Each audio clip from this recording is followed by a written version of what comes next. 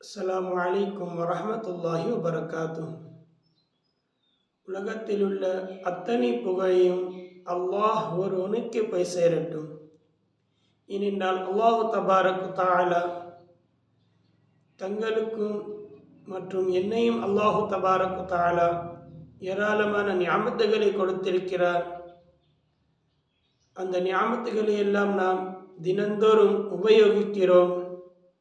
அல்லாஹு தபாரக் தஆலா நம்முடைய வாழ்விற்காக, நம்முடைய வாழ்க்கையினுடைய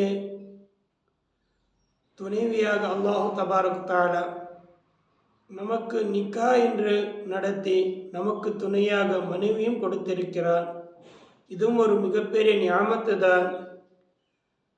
இந்த நியாமத்தை நாம் மிகவும் அதிகமாக பாதுகாக்க வேண்டும். இதற்கு நாம் கண்ணியம் கொடுக்க வேண்டும், மரியாதை கொடுக்க வேண்டும். மனைவியிடம் நாம் எப்படி நடந்து கொண்டால் அல்லாஹு தபாரக் தஆலா நம்முடைய வாழ்வில் அல்லாஹ் பர்க்கத்தை தருவான். பெரும்பாலான ஆண்கள் மனைவியிடம் மிகவும் மோசமாக நடந்து கொள்கிறார்கள். அவர்கள் எந்த ஒரு மரியாதையும் தராமல், மிகவும் ஒரு முதலாளி எப்படி தன்னுடைய வேலைக்காரரிடம் நடந்து கொள்வானோ அதே போல் கணவர் மனைவியிடம் நடக்கிறார்கள், அப்படி நடந்து கொள்கிறார்கள்.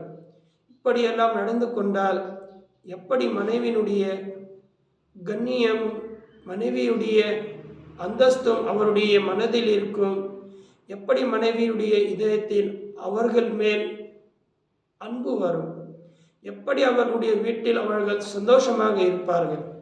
நாம் மனைவிக்கு சந்தோஷமாக வைத்து கொண்டால்தான் அல்லாஹு தபாரக் தஆலா நமக்கு சந்தோஷமாக வைத்து கொள்வான். நாம் அவர்களிடம் மோசமாக நடந்து கொண்டால் அல்லாஹு தபாரக் தஆலா அவனும் நம்மிடத்தில் எப்படி நடந்து கொள்வான்? இதை நாம் கவனத்தில் வைக்க வேண்டும்.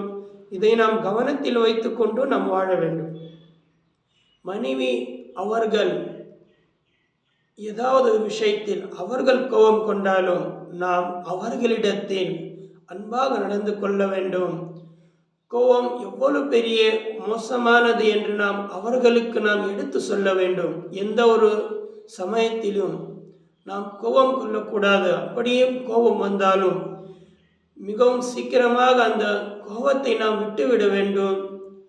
மிகவும் அதிகமான நேரம் நாம் அன்போடு தான் கழிக்க வேண்டும். எந்த ஒரு சூழ்நிலையிலும் நமக்கு கோபம் வந்தாலும் அந்த கோபத்தை நாம் வெளிப்படுத்தக்கூடாது. அதை அப்படி விட்டுவிட வேண்டும். அப்படி என்று நாம் தான் அவர்களுக்கு கோபத்தை பற்றி எடுத்து சொல்ல வேண்டும்.